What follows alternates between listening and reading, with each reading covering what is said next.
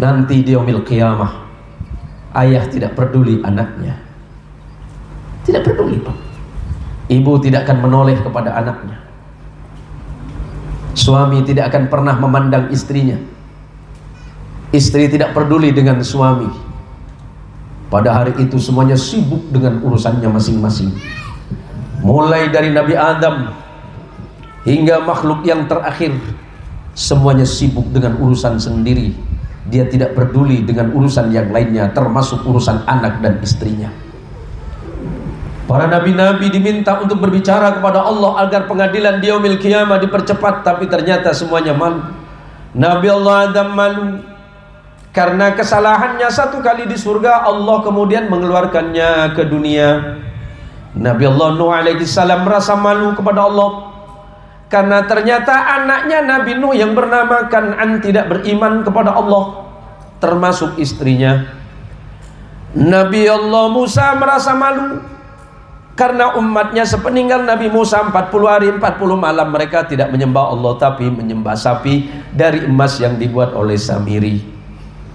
Nabi Allah Isa pun juga merasa malu atas kesalahannya.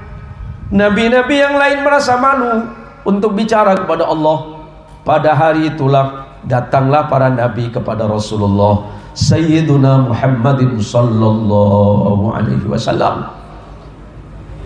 Para nabi berkata kepada Rasulullah, ya Rasulullah Muhammad, hari ini perkara paling sulit dan paling berat.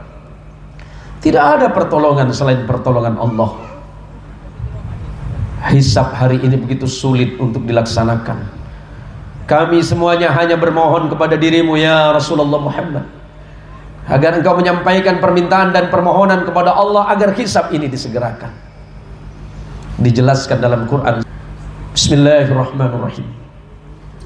Yauma yaqumur ruhu wal malaikatu saffa, la yatakallamuna illa man adina lahur rahman wa qala sawaba.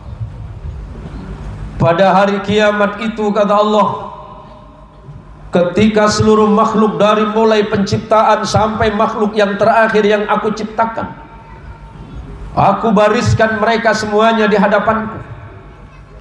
Para malaikat-malaikat Allah berbaris, seluruh makhluk berbaris di hadapan Allah. Tidak ada satupun yang berbicara kepada Allah. Semuanya malu, semuanya takut, semuanya menunduk kepada Allah karena takutnya kepada Allah terhadap kesalahan-kesalahannya selama hidup.